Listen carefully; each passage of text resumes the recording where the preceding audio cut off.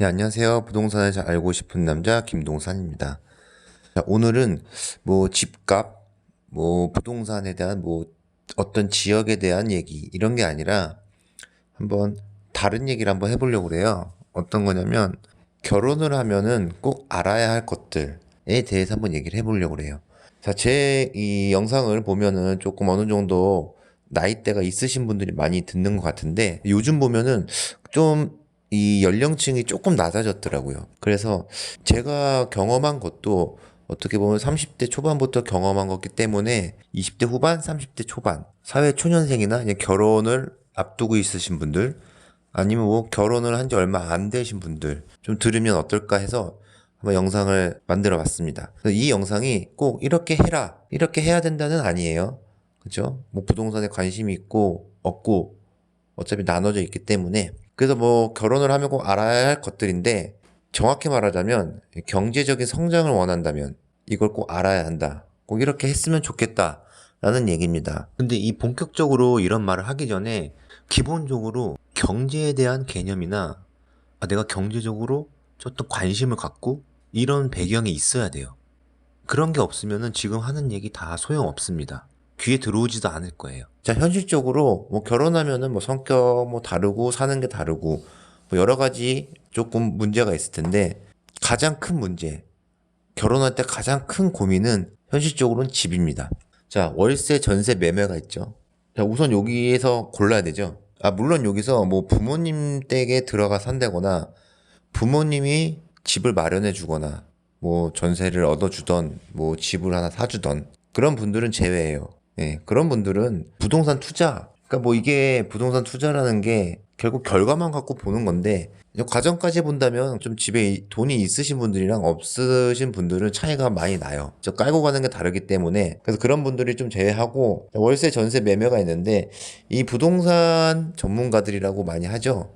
저도 이제 유튜브도 많이 보고 많이 좀 접하는데 그런 분들이 공통적으로 많이 하는 얘기가 있죠. 절대 전세 사지 말라. 예, 많이 듣죠. 많이 들어봤는데 이 이유는 얘기 듣다 보면 그거죠. 전세 자금이 묶여 있는 돈이라는 거예요. 차라리 그 돈을 투자해 가지고 이용하라는 거죠.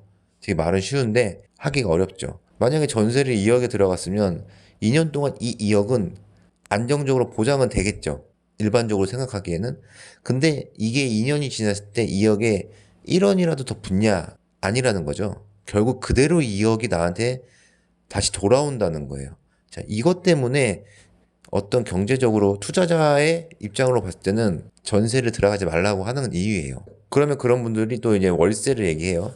지하 단칸방에서 시작해서 월세 뭐 30만 원 주면서 나머지 돈을 이제 투자를 했다. 이런 얘기가 있는데 그런 분들은 부동산에 공부를 직접적으로 진짜 열심히 하시고 직접적으로 투자를 하는 사람들이기 때문에 가능한 거라고 생각을 해요. 그런데 현실적으로 그러신 분들이 많이 없잖아요. 많이 없고 거의 뭐 전세로 가시는 분들이 좀 있다고 생각해요. 자, 그래서 이런 분들이 자, 결혼을 하고 나서 이런 것 뭐 경제적으로나 뭐 부동산이거나 이런 거에 관심이 가졌을 때 좀 어떻게 돈 관리 그런 거를 해야 되는지 이제 경험을 조금 얘기하면서 얘기를 해볼게요. 자, 우선은 결혼을 하게 되면은 지출되는 돈이 많죠. 왜냐면 결혼을 하기 전에는 보통 뭐 학생이거나 사회 초년생인데 우선은 좀 학생 때부터 얘기하면은 학생 때는 뭐 용돈도 받아 쓰고 솔직히 통신비도 집에서 내주는 분들도 많고 뭐 식비 집에서 밥 먹으니까 안 들죠. 뭐 데이트할 때나 이럴 때만 쓰는 겁니다. 근데 데이트할 때도 뭐저 같은 경우도 데이트 비용이 그렇게 많이 쓰지도 않았어요. 매일매일 만나는 게 아니니까 저는 한 달에 거의 30만 원? 30만 원 가지고 밥 먹고 뭐 데이트 비용 쓰고 이런 걸 다 썼었어요. 뭐 사고 싶은 것도 사고. 왜냐면 혼자기 때문에 이게 가능해요. 가능한데 이제 결혼을 하게 되면은 돈이 나가는 데가 좀 생깁니다. 그리고 맞벌이냐 외벌이냐에서 차이가 나는데 외벌이면은 그게 타격이 좀 크겠죠. 자, 그러면 이 지출되는 돈에 대해서 한번 얘기를 해볼게요. 자, 결혼하게 되면은 우선은 경조사비를 무시 못합니다. 그리고 식비, 뭐 통신비도 있을 거고, 그리고 주거비. 이 주거비 부분에서는 뭐 전에 아까 말씀드렸다시피 뭐 전세건, 월세건, 매매건 다 상황이 다르겠지만 만약에 대출을 받았다. 그러면 뭐 대출 이자도 있을 거고, 뭐 아파트다 뭐 관리비 있을 거고, 어디다 뭐 관리비가 있을 거예요. 가장 공통적으로 좀 많이 식비, 통신비 외에도 잡다한 비용이 많이 있을 거예요. 이 비용에서 좀 얘기를 해볼게요. 자, 결혼하게 되면 식비를 많이 쓸까요, 안 쓸까요? 근데 이 식비는 저 같은 경우는 생각보다 많이 안 씁니다. 왜냐? 저희는 감사하게도 이제 뭐 친정이라고 해야 되니까 뭐 남편 쪽, 와이프 쪽에서 음식을 많이 해주세요. 예상 외로 뭐 마트 가서 장을 보거나 이런 비용이 많이 안 들어요. 기껏 드는 거는 외식비죠. 자, 외식비고. 그리고 이 통신비 같은 경우도 뭐 학생 때는 뭐 집에서 내주잖아요. 본인들이 내는 되게 멋있는 분들도 있겠지만 저 같은 경우는 집에서 내줬어요, 학생 때. 결혼하게 되면 이제 본인이 내기 시작합니다. 자, 결혼하게 되면 이제 와이프, 남편 거 각각 해서 내는데, 자, 이 부분에 대해서 저 같은 경우는 많이 줄여야 된다고 생각해요. 식비 같은 것도, 자, 나가는 돈이 저 같은 경우는 없었다고 얘기했잖아요. 왜냐면 음식을 해주시니까. 그럼 나갈 수 있는 부분이 외식비밖에 없는데, 저희는 외식비를 상당히 많이 줄였어요. 줄인 게 아니죠. 안 썼어요. 돈을 안 썼어요. 그리고 통신비는 그냥 무조건 제일 저렴한 거 기본 요금제로 씁니다. 솔직히 기본 요금제로 쓰면은 그냥 불편은 해요. 불편은 한데 요즘에 와이파이 다 되잖아요. 자, 그러면 왜 이런 것들을 아껴야 되냐? 자, 오늘 주제가 경제적인 성장을 원한다면이에요.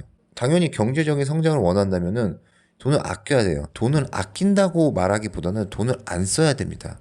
제가 앞에서 말했던 부모님이 지불해 주시거나 많은 서포트가 있는 집안이 아니면 솔직히 돈을 안 써야지 경제적인 성장이 이루어집니다. 주위를 한번 보면은 나랑 월급이 똑같은 직원이 있어요. 자, 근데 다 사는 지역이 다르죠. 자, 나보다 월급이 적거나 비슷한 사람인데 뭐 예를 들어서 강남의 아파트에서 살아요. 자, 그런 사람들 얘기해 보면은 다 본인 집이 아니에요. 아버님 명의로 된 집이거나 그럴 거예요. 그래서 본인이 거기 들어가서 잠시 산다고 얘기를 해요. 뭐 나중에는 뭐 이사를 가야 된다고 얘기는 하겠지만 결국 그거는 집에 도움을 받은 겁니다. 집에서 지원을 해주신 거예요. 그래서 너무 그런 사람들과 비교를 많이 할 필요는 없어요. 그러면 나는 어떻게 해야 될까? 자, 우선 저 같은 경우는 집을 사라는 위주입니다. 집을 사라는 사람이에요.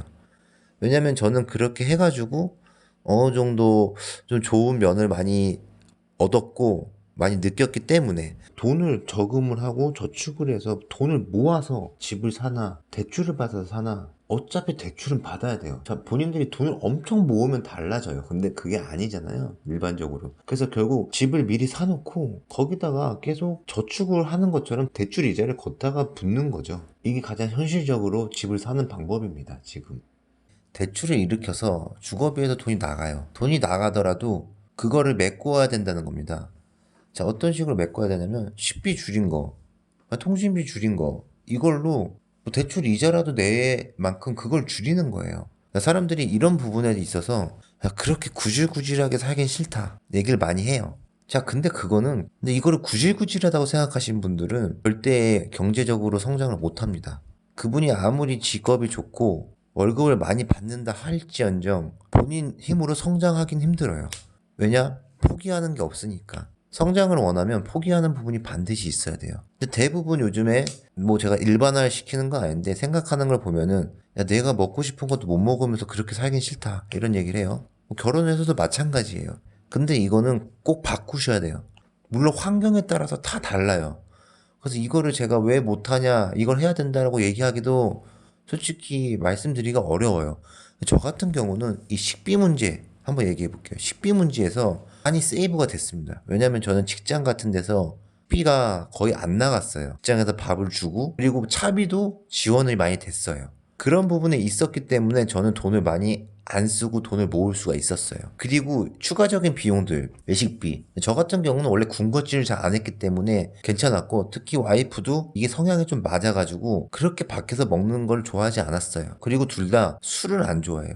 그리고 다행히 둘 다 집돌이 집순이었어요. 술도 안 좋아해요. 그래서 가끔 만나는 건 만나지만 주기적으로 뭐 진짜 자주자주 저녁에 나가서 친구들이랑 어울리고 이런 게 많이 없었어요. 그렇기 때문에 이게 좀 가능했을 수도 있어요. 그러니까 어떻게 보면 그런 여러 가지 조건이 되게 좋았습니다. 그래서 이런 조건이 안 좋으신 분들은 이런 조건을 좋게 만들어야 돼요. 그래서 이렇게 하기 싫으면은 경제적인 성장을 안 하면 돼요. 마음 편하게 그냥 내가 받는 월급, 우리의 수입에 안에서 얼마 저축하고 얼마 쓰고 그냥 계획적으로 사시면 그냥 사시면 돼요. 사시면 되는데 이 부분은 제가 계속 얘기하는 부분이에요. 그렇게 해서 행복하시다면은 그렇게 행복을 추구하는 게 맞습니다. 그런 분들한테 이런 거 얘기를 추천을 안 드려요. 본인의 그게 있기 때문에. 그래서 제가 지금 주저리 뭐 이런 얘기를 하는데 결론을 말씀드리면 이런 걸 아껴서 집을 사라는 겁니다. 어떻게 집을 사느냐? 결국 대출을 이용해서 집을 사라는 거예요. 그 방법밖에 없어요. 내가 집에서 지원을 못 받거나 내가 진짜 돈을 많이 벌어서 모아둔 돈이 없으면 방법은 대출밖에 없어요. 자, 그러면 왜 대출을 받아서 집을 사라는 얘기인데 왜 돈을 이렇게 아끼라는 얘기를 많이 하잖아요. 그 이유는 내가 대출을 받으면 이자가 나가잖아요. 원금도 상환해야 되고. 근데 내가 돈을 안 아끼게 되면은 이자나 이런 원금 상환, 그러니까 이자라고 할게요.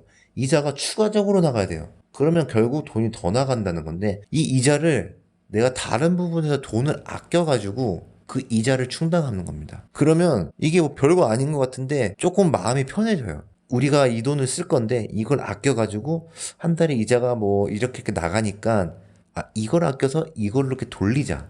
그러면 전체적인 바운더리 안에서 보면은 돈이 나가는 게 아니라고 생각이 들어요. 돈이 나가는 게 아니죠. 돈을 줄여서 거길로 넘어가는 거니까. 이런 개념으로 가야 되는 거예요. 자, 그러니까 나가는 돈을 좀 똑똑하게 쓰자는 거예요. 어차피 나가는 돈은 나가는 돈이에요. 그러니까 이런 부분들을 조금 생각을 해야 된다는 거예요. 뭐 결혼하면은 둘 중에서 야무진 분들이 있어요.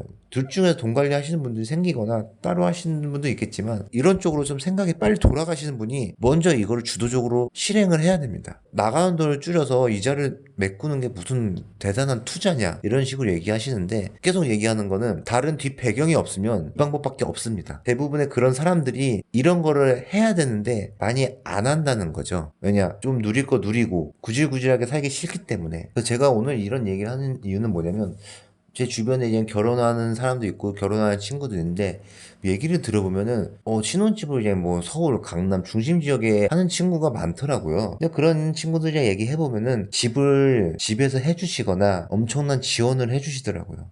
물론 저는 지금 그 부동산을 통해서 어느 정도 만족을 하지만 내가 만약에 저런 상황이었으면 나는 지금 어땠을까 뭐 이런 생각도 들고 부럽기도 하고 회의감도 들더라고요. 그래서 주변에 보면 저뿐만 아니라 이렇게 생각하시는 분들이 많을 거예요. 그래서 내가 저런 지역에서 살고 싶거나 조금 투자를 해가지고 생각을 좀 바꿔서 어떤 식으로 공부를 해서 조금 성장하고 싶다 하시는 분들은 꼭 돈을 아끼셔야 됩니다. 돈을 쓰지 않으셔야 돼요. 친구들 만나야 되고 뭐 맛있는 것도 먹어야 되고 해야 되는데 그거를 안 쓰는 방법밖에 없습니다. 현실적으로 나갈 돈은 어쩔 수 없어요. 근데 어쩔 수 없이 나가지 않아도 될 돈을 안 써야 됩니다. 성장을 위한 투자라고 생각을 하세요. 그러면 이 비용들이 티끌 모아 티끌일 수도 있어요. 하지만 그 티끌을 어떻게 쓰냐, 어떤 개념을 가지고 쓰냐에 따라서 여러분들의 조금 미래가 달라질 수 있습니다. 그래서 뭐 별것도 아닌 이야기를 이렇게 해봤는데 젊으신 분들이 이 영상을 보게 된다면 한번 진지하게 고민을 해보셨으면 좋을 것 같습니다. 네, 지금까지 부동산을 잘 알고 싶은 남자 김동산이었습니다.